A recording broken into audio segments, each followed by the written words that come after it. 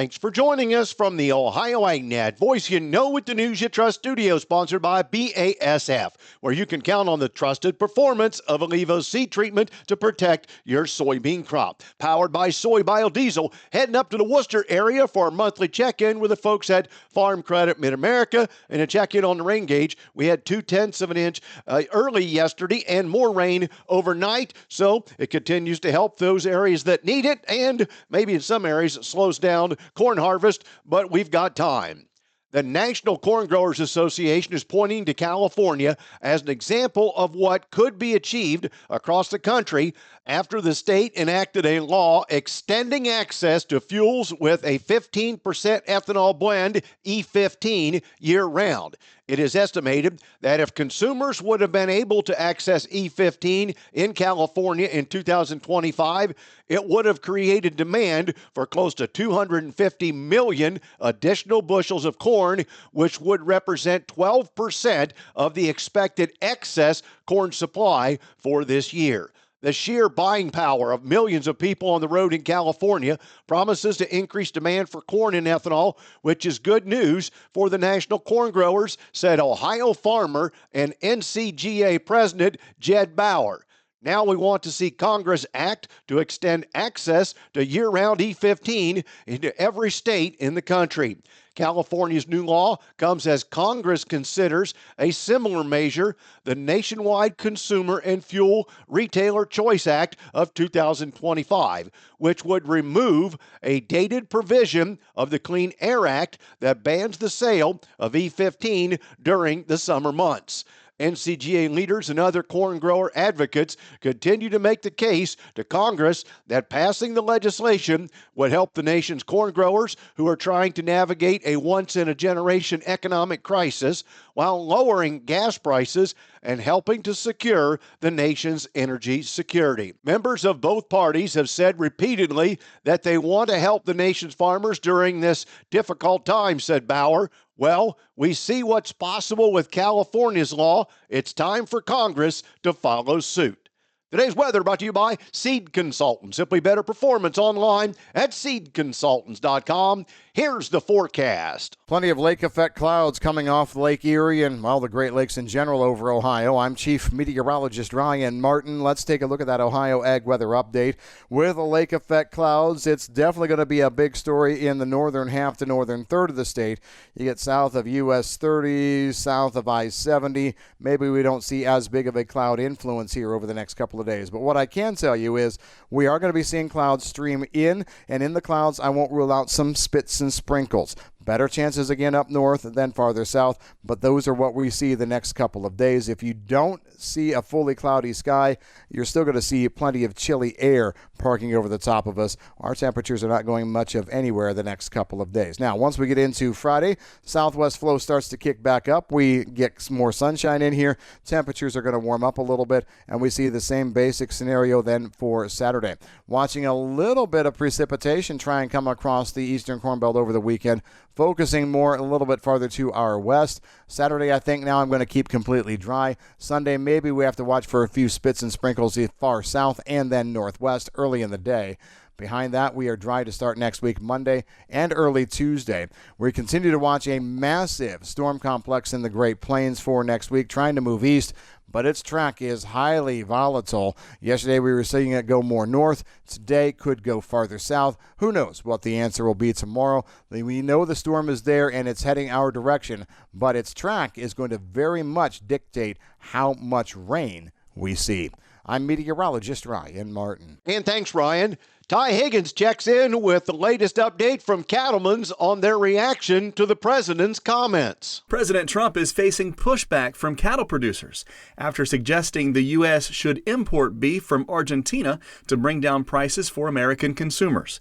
Ethan Lane is Senior Vice President of Government Affairs with the National Cattlemen's Beef Association. He shares the biggest concerns the agriculture community has raised about this idea. this particular instance where we're seeing him make comments about bringing the price of beef down for consumers. That on its own, if you take the countries out of the mix, is very concerning to an industry that is really rooted in the free market. We have worked as an industry for years to build beef demand to the point that even at these high prices, consumers are still showing up and choosing beef. They're changing the cuts that they buy, and we're watching those dynamics in the market. And certainly anyone watching the supply chain knows we're getting awfully close to that top end of what consumers are willing to pay. And at a certain point, they will buy less of our product. And that is how this should work. President Trump's plan may sound good to some consumers in the short term, but it could send a different message altogether for producers when it comes to long-term plans on their farms. Even with the prices that we're seeing, if you don't already have that inventory to sell, it's daunting, right? Capital is still extremely expensive. It doesn't pencil, just like it doesn't pencil in a lot of areas to buy a car still or buy a pickup or a new tractor.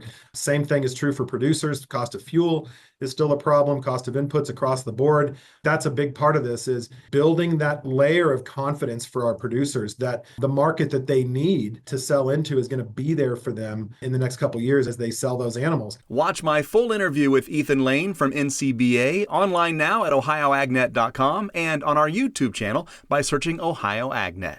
I'm Ty Higgins reporting. And thanks, Ty. Teams from the Caribbean, Mexico, and Japan, and supported by the U.S. Meat Export Federation, competed over the weekend in the World Food Championships in Indianapolis.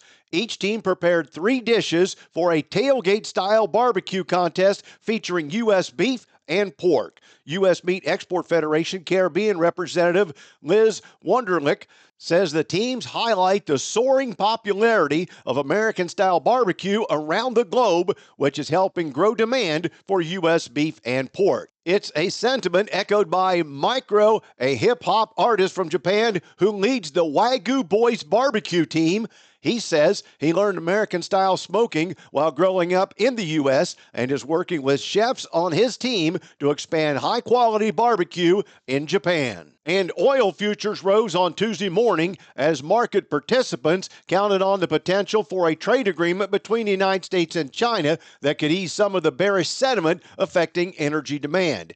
Now, the New York MEX WTI crude futures contract for November delivery rose 46 cents to $57.98 a barrel, while the ICE Brent for December delivery climbed 42 cents to $61.43. The rebound follows 3 consecutive weeks of losses in WTI and Brent, pressured by concerns about oversupply.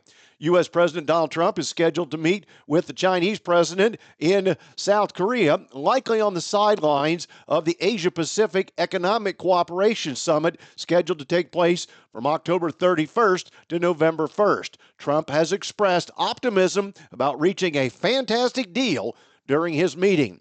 The trade war between the U.S. and China has resulted in 50% tariffs on Chinese imports imposed by the Trump administration, while China, the world's second largest crude oil importer, has responded with retaliatory tariffs averaging just over 30% on U.S. goods. Back with more after this. Attention construction pros. Purple Wave Auction brings quality equipment to your fingertips. Join our bi-weekly online auctions featuring dozers, excavators, loaders, and more. We provide detailed listings, photos, and seller contact info. Inspect online or in person. With our no reserve policy, every item sells to the highest bidder. Visit purplewave.com today and see why informed builders choose Purple Wave. Transparent processes, real deals. Your next great purchase awaits. purplewave.com. Think biodiesel is just another fuel? Think again. Biodiesel is Ohio innovation on the move. Clean, green, and built to keep diesel engines running strong. It's an engine booster, a soybean supporter, and an environmental champion all in one. Every gallon reduces emissions, strengthens Ohio farms, and powers your ride. Drive with purpose. Choose biodiesel. Learn how at soyohio.org. Today's market analysis is brought to you by the Louis Dreyfus Company, excited to be building the newest state-of-the-art soybean crush facility in Upper Sandusky, Ohio. For marketing information on your beans to LDC, call 574-566-2113. Here's Ryan Martin. Pretty boring day in the marketplace for the Tuesday trading period. Maybe we get something to go do different in the next 24 hours, but I don't know. It's difficult. You have to feed the bull every day, and to be honest, I don't think there was ever a bull on the loose in these markets. We just were bouncing a little bit. Still feels to me like we are range bound in all commodities, but especially corn and soybeans. Now, the beans that did bump here recently on hopes for China's securing U.S. soybeans, high-tension trade negotiations out there for sure, but we're just not really seeing much come of it. The bump on the hope that China secures some beans really is nothing more than a hope, because, you read deeper and President Trump is threatening 155% tariffs now on Chinese goods if China doesn't start buying soybeans. And so Trump and Xi are going to be working or meeting together here in about 10 days on the sideline of the APEC conference. Trump is publicly pushing China to return to normal purchases of U.S. soybeans, but we're just really not looking at much more beyond that. Our president appears to want a comprehensive U.S.-China trade pact, not just a deal on rare earth minerals and a 90-day extension on existing tariffs. The Trump trade deal threat adds tension to what is already a full agenda of contentious topics for Treasury Secretary Bessent, who will be holding trade talks with China here later this week in Malaysia. The stakes and tensions are soaring in this broadening U.S.-China economic war. Now, let's go to Brazil. Brazil's FOB soybean premiums dropped sharply to start the week because of Trump's prodding of China to book U.S. soybeans. February FOB Paranaguá soybeans were offered at 47 cents over the March Board of Trade futures. That's down 13 cents a bushel. Why is this important? Remember, we talked to you, late last week, that we were seeing China push pause on additional decent Jan purchases because premiums in Brazil had soared. All of a sudden, now Brazil dropping some of those premiums. So this is going to be a game that goes on for a while yet. Brazil does not want to lose this increase to China trade. I'm Ryan Martin. And thanks, Ryan. We'll look at the commodity numbers after this. Whether you're in the fields or on the farm, creating a safer work environment has never been easier. BWC's safety consulting services are included with your policy premiums and offer training and education for everyone in your farming operation. It's always the right time to make safety a priority. Visit bwc.ohio.gov or call 1-800-644-6292. The Ohio Bureau of Workers' Compensation, here to help you work safely. Here's farmer and businessman James Wood. We farm about 3,500 acres. There's pipelines everywhere. The contractor working on my property did not have the lines located before he began work, and it resulted on a strike on a natural gas pipeline. Fortunately, no one was hurt, but it could have been much worse.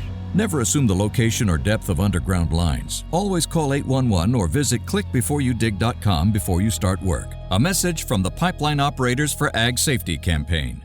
Today's market is brought to you by Seed Consultants. Simply better performance online at seedconsultants.com. Overnight at the open, December corn started lower, now up 1/4 cent at $4.20. March still down 1/4 cent at $4.33.5, and May down 1/4 cent at $4.41.5. November soybeans down 2 1/4, trading $10.28.5.